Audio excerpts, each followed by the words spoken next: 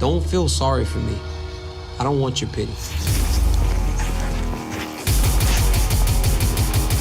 What I'm gonna take is your respect. This is Daniel Cormier proving to the world that he's one of the best in the division. He defeats Dan Henderson. He went out. Total domination. How he's bullying me now? In the octagon, I do the bullying. Hey guys, welcome back to Athlete Central. Today we're going to talk about one of the fan favorites of the sport of MMA. The baddest man on the planet turned commentator and analyst, the one and only Daniel Cormier. Today we're talking about DC's fighting career, lifestyle, and net worth. So without further ado, let's jump straight into the video. Number 5, fighting career. DC's rise to stardom was quite accidental. A young Cormier with a mere 8-0 record wasn't willing to enter the Strikeforce Heavyweight Grand Prix. He thought his height, reach, and experience disadvantage would be too much for him.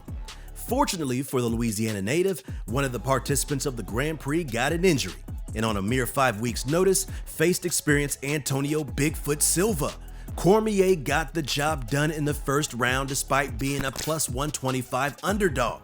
DC got the biggest purse of his career, a $100,000 check, which seemed like the world to him at the time. The wrestler faced Josh Barnett in the finals, winning via unanimous decision, and got another $100,000 for the fight and a bonus $100,000 for winning the tournament. The now beloved commentator became a certified star. After a scheduled bout with former UFC champ Frank Mir got scrapped, DC faced Dion Sterling in a fight where he was a massive minus 2,200 favorite. Safe to say, the bookmakers had learned from their previous mistakes, and DC cashed a cool 120 G's for his victory that night. The UFC then bought Strikeforce, and Cormier got added to the roster of the biggest organization in the world. His pay continued to rise from $120,000 to $170,000 up until his massive title fight with Jon Jones.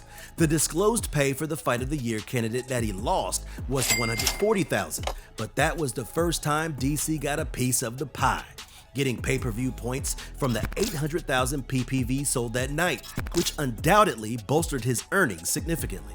Since JBJ popped for steroids, DC got a whopping $1 million under the table from the UFC as compensation. That kind of money might make every fighter wish their opponent was on the juice.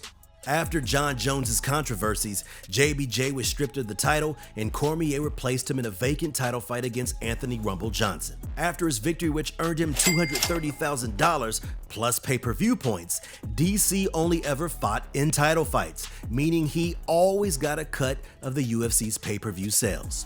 DC earned a disclosed $1.5 million in his next 3 fights against Alexander Gustafsson, Anderson Silva, and a second fight with Rumble, plus pay-per-view points. The biggest purse of his career came in the rematch against Jon Jones. DC earned a whopping $1,040,000 for the fight.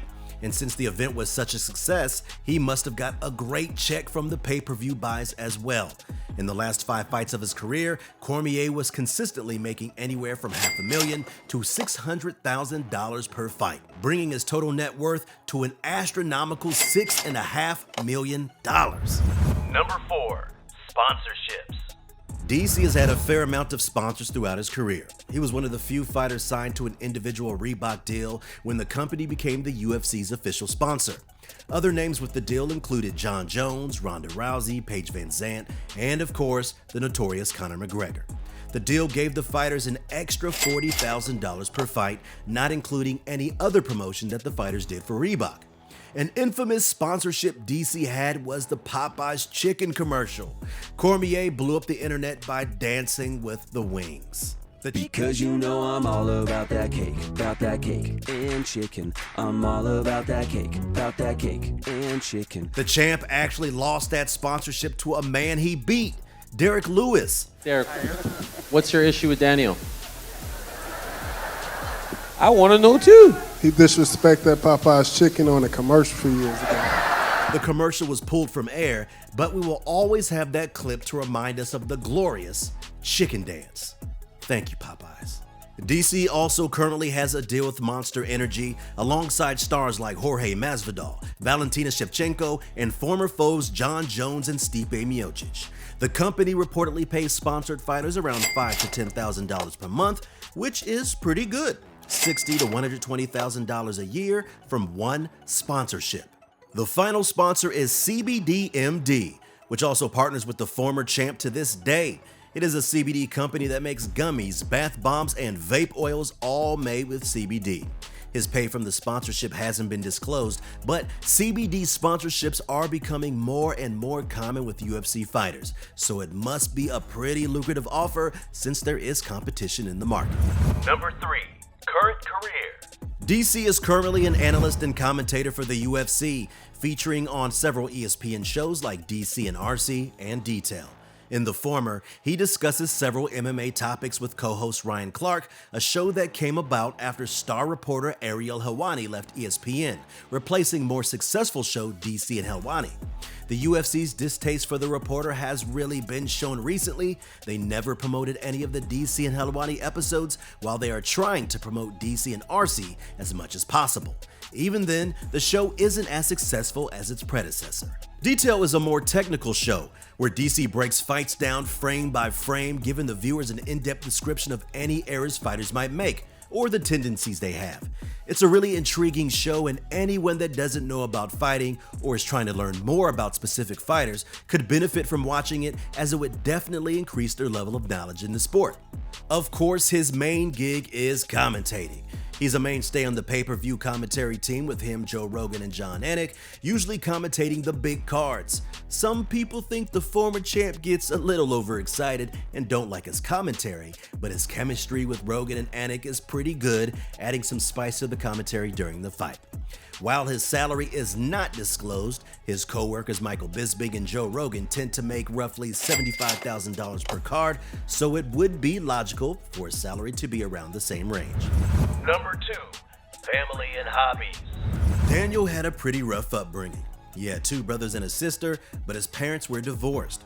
His father was still involved in their life and gave them financial support, but the family suffered a tragic loss when their dad was shot by his second wife's father, leaving Cormier's mother alone with 4 children to raise.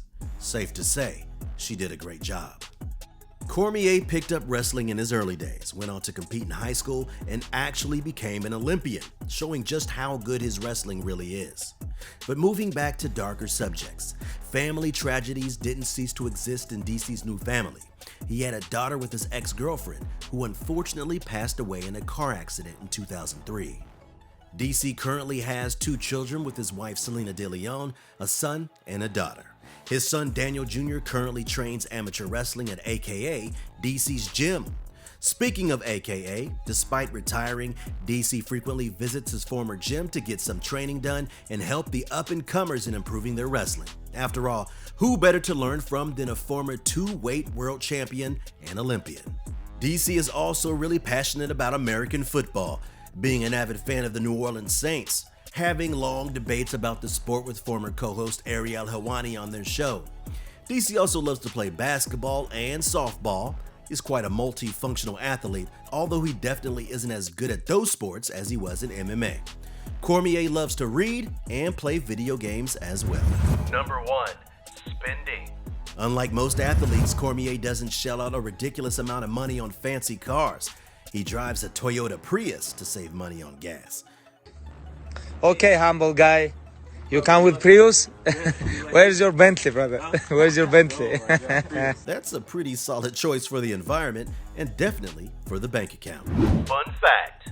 Cormier spent $10,000 to take his family to watch Khabib vs. McGregor at UFC 229 because DC waited too long to ask Dana White for tickets, and the president didn't have any left, meaning Cormier had to pay for that hefty $10,000 price to watch his teammate compete in the biggest fight of his life. After the brawl between Conor's and Khabib's team erupted at the end of the fight, DC helped prevent it, holding back a few of Khabib's teammates to prevent the situation from escalating. After the event, Dana came up to him and thanked him for helping stop the chaos, giving the $10,000 back to the then baddest man on the planet. DC lives in Gilroy, California in a 5-bedroom house That's around 3,200 square feet, which cost him around $750,000. The house has almost doubled its value over the last few years, and you'd be pressed to find a house like that for under $1 million nowadays. Clearly, DC is a smart investor and likes to spend his money wisely. One area where that mentality is not applied are shoes. Cormier is a self-admitted sneakerhead and won't shy away from spending the big bucks on footwear. He said that in his young days, shoes determined your status, so he is willing to spend money on original high-quality brands. He has shown off his collection on multiple videos, and there's a video of him spending north of $1,000 on 2 pairs of shoes. Sure, that would seem like peanuts to him, but is a whole lot of money for the average person. Well, that wraps up today's video about the lovable Daniel Cormier. What is your favorite Daniel Cormier fight? Let us know in the comments below, and thank you for watching today's video. Make sure to hit the like button and subscribe to never miss a video. Until next time.